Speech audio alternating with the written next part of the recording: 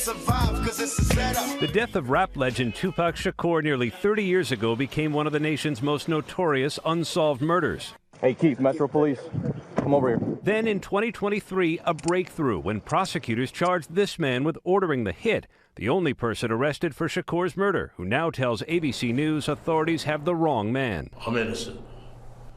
I ain't killed nobody, never did ever kill nobody. They don't have no evidence against me. Came and put me in Las Vegas. 61-year-old Dwayne Keffy D. Davis says the night of the murder, September 7th, 1996, he was in Los Angeles, 300 miles from the Las Vegas intersection where Tupac Shakur was gunned down. Prove that I orchestrated this. You know what I'm saying? Your key witness orchestrated this. They top witness is the lead suspect. The defense pointing to someone else, Reggie Wright Jr., a former cop and security guard for record mogul Suge Knight, who was driving the car Tupac was in the night he was shot. Wright has denied any involvement and has said it bothers me because I was in charge of possibly protecting this young man. And prosecutors say Davis incriminated himself in his 2019 memoir, Compton Street Legend, and in this on-camera interview. You said the shots came from the back. Who shot Tupac? The keeper for the code of the streets. It just came from the backseat, bro. Davis now says his previous admissions connected with the shooting were made under duress and for money, claiming he did not write his own memoir and was fed information by police. I shouldn't have said nothing. You know what I'm saying? I shouldn't have said nothing. And I'm innocent, man. Prosecutors decline to respond directly to Davis's new claims. They say their case is strong and they expect a conviction.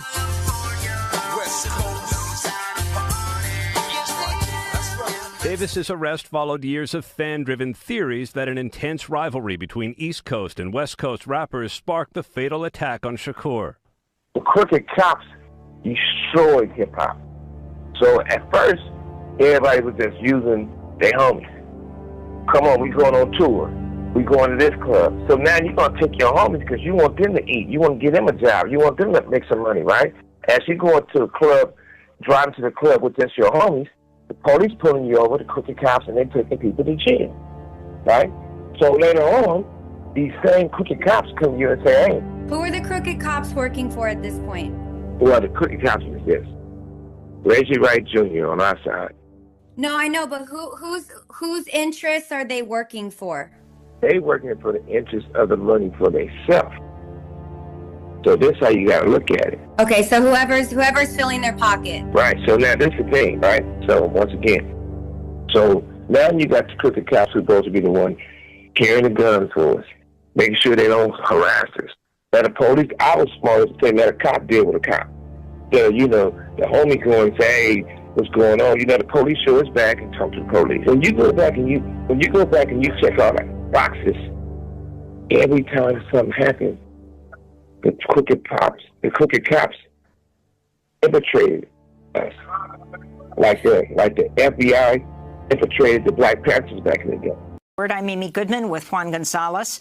As Black History Month begins today, we look back at the assassination of Black Panther leader Fred Hampton in Chicago 51 years ago, and how new documents reveal more details about the FBI's role in the murder of the 21-year-old revolutionary.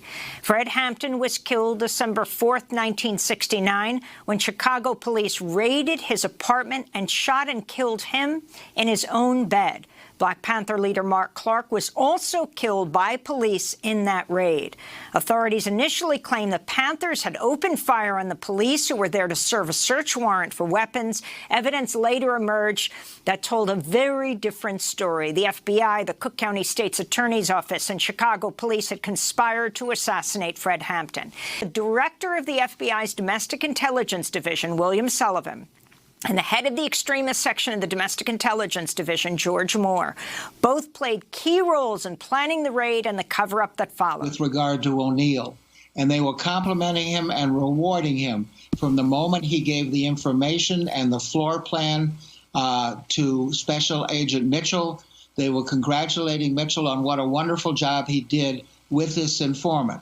Of course, Mitchell got the floor plan, gave it to Hanrahan's police, and that's what led to the raid. The floor plan even showed the bed where Hampton and Johnson would be sleeping. So we knew much of this. We knew O'Neill had gotten a bonus. We never knew Mitchell got a bonus. And we never knew that Hoover and Sullivan and Moore were starting to watch this in November, but 10 days before it happened. They were monitoring exactly what went on. And so it was approved at the highest level. And during the trial, we had sought to go up to Sullivan and Moore and Hoover, but the judge wouldn't allow us, and we thought perhaps even John Mitchell and Richard Nixon were involved. We didn't have these documents, so we couldn't uncover that. This also shows that after the raid, the head of the FBI in Chicago met with and congratulated the informant O'Neill, thanked him for his information, which led to the success of the raid. What's also interesting is 51 years later, these documents still have redactions.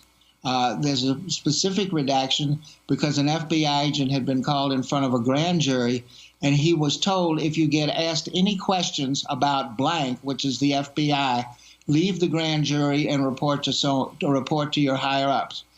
A year after the raid, the FBI role and COINTELPRO had never been disclosed. It was only about Hanrahan and the police. So it took us 13 years to uncover that it was COINTELPRO, a program whose objective was disrupt, destroy, and neutralize the Panthers, and specifically prevent the rise of a black messiah like Fred Hampton, who could unify and electrify the masses. It was this FBI program that led to the passing of the floor plan and the 90 shots, and Fred Hampton executed in his bed at 2:30 in the morning on December 4th. The cops ensure that they're hip-hop. I'm going to tell you when. You know, the major distributors, sales go to the roof. The crooked cops, because they got paid to participate and make sure it go down. And then if you notice, when two of the most powerful artists in the industry, but all the other artists all hire more security. What moments of joy for him, what moments of release. America was asking big questions about the talents of Tyson, and Tyson really could not have answered them in a more emphatic manner than he has done in the ring at the MGM Grand Garden in Las Vegas tonight.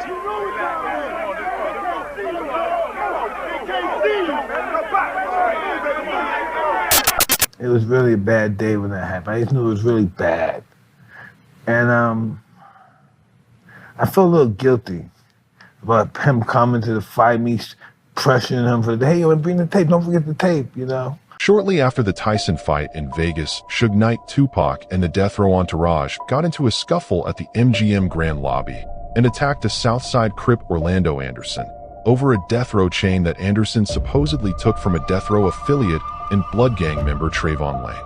After they beat up Anderson, they went to change clothes and go celebrate Tyson's victory at the 662 Club owned by Suge Knight at the time. Heading to the club, they stopped at the red light on East Flamingo Road and Koval Lane and got shot up by a white Cadillac at that same moment. Tupac was rushed to the hospital, but died 6 days later. The official story given to us is that Orlando Anderson, his uncle Keefe D, and DeAndre Smith were in that infamous white Cadillac, and Orlando shot Tupac in retaliation for the prior MGM lobby beating, and that makes sense. However, there's so much fog around this shooting that 30 years later new information keeps coming out. There are also many suspicious activities surrounding this case. For example, Death Row security was disarmed by Reggie Wright Jr. Orlando seemed like he was planted there. The infamous "We Got Him" that was heard by Michael Moore over the Death Row security Nextels. Snoop warning corrupt Daz Warren G and Nate Dogg not to go to Vegas that night. Just the facts. The facts of the matter is this. It's a guy named Reggie Wright Jr. who was over security. He didn't work directly for Death Row, but he had a security company called Right Way Security, who did security for Death Row with off-duty police officers or guys with a CCW. Everybody knows when we go to a fight in Vegas, we're going to be at the Tyson fight, and we're going to be at my club they call Club 662. You can go to that club and you'll see Mary J. Blige perform, Jodeci performs, Tupac performs, Snoop and the Dogg Pound, Andre. I mean, unbelievable talent in one place. That night was going to be Run DMC East Coast night. Reggie Wright Jr. told the security they can't carry firearms. The sad thing about that, Pac hated Reggie Wright Jr., so he had fired him before any of that. I don't know the right date, but I'm quite sure it was. It's paperwork that shows it. But the crazy thing about that, it was a bodyguard named Frank Alexander. Pac hated Frank. He was cool at first, but towards the end he hated Frank because Frank always wanted to get into pictures with Tupac. And Tupac was very militant, so he was like, man, I don't want a bodyguard taking pictures with me. How is he watching my back if he getting himself in the pictures? So I hired a guy named Michael Moore and told him to bring another off-duty police officer because they kept their gun and they was real aggressive by protecting Tupac. So on the way to the fight, Reggie Wright Jr. tell Michael Moore he can't carry his weapon when he's doing bodyguard work for Tupac. Michael Moore said, well, I'm going back to the hotel. If I can't carry my gun, I can't protect myself or Tupac, so I'm not going. So Reggie Wright Jr., who nicknamed that Pac gave him Pork Butt, so Pork Butt goes and says, Frank, you can go, but you can't bring your gun. Now, everyone knows you can't be a bodyguard without a gun. So after the fight, we come from the fight. Tupac got into it with another guy. It was a big fight. After that fight, after we stopped to a few places, we go to my house. I told Frank, I told all the security, I told everyone, Pac just beat up a well-known gang member. Send 4 or 5 guys extra to the house to escort Tupac to the club. Reggie Wright Jr. refused to send the security guys, refused to show up. That wasn't a coincidence. It was a murder for hire hit. So, nigga, I told you not to fuck with me, not to mention my name. This is episode 1 of this shit. You fucked with the wrong nigga. You took respect and love as fear. Nigga, when have I ever feared you, nigga? I protected you. You fuck with niggas right now. The nigga that you call your friend, you was talking about Freaky PD, call that your little brother. How would anybody want to be a friend of yours? Tell niggas who you talk to on the phone at least once or twice a week, nigga. You know, the dude that killed Buntry, your supposedly best friend. You promised him a piece of the movie, a deal you doing right now. Him and Dog. Oh yeah, I know everything. I hear everything, dog. But you wanna fuck with me? No, nigga. It's day 1, episode 1. I'll let this episode digest, so you can call me. I'm coming forward with the information because someone asked me, and I was willing to tell them what I knew. Let's solve a murder. In 10 years, the Las Vegas police have claimed no new leads. We've looked at it several times. I was there in Vegas when he was shot. We have no indication. I was one of the first people to the hospital. There's actually nothing that's going to lead us in a direction to arrest anyone that was involved. But I was never interviewed by anyone, so I'm just coming forth now to set the record straight. Some of the things that happened to Tupac, we need to check within death row before we start pointing the fingers at other people. While I was working at 662, I heard something over the Nextels that we all carry for security, and what I heard was, got him. These radios that we keep talking about, the Nextel telephones, two-way radios, they had pretty much just come into play, because originally all we had were the regular radios, just the radio itself, and probably closer to around the time of us coming out to Las Vegas, around the time frame of Pac being killed, I would say that those Nextel phone radios had just come into play for right-way security. There was only, it's a guess, there was probably only 4 or 5 of them, okay, but it was enough to go around to the people that mattered that should have had them. The Voice was definitely one of our, not paid security, but one of security that works with directly for Mr. Knight, came over the radio. Now, I couldn't pinpoint exactly whose voice it was, but it was some voice that I had heard before. So I knew it was one of our, not one of our direct security that was hired with us, but one of the, what do we call them? One of the homeboy securities, you said, got him right before me and Mr. Wright got in the vehicle to go get to the hospital. Michael Moore, the night that Tupac was shot, after being taken off of Tupac with me, went back over to Club 662. Then someone else came on the radio and said, hey, don't say nothing over the radio. So Michael was with Reggie and they went to the hospital together. And Michael talks about hearing something over the radio. Well, he would have heard it over Reggie's radio because he wouldn't have had a radio that night. We was blocked in. It was more than one shooter. Only person know the truth, the real truth, is me and Tupac. He's not there to tell it. Only person knows is myself. But Reggie Wright Jr. tried to change the whole story of the narrative, what actually happened, and he was not there. During that situation,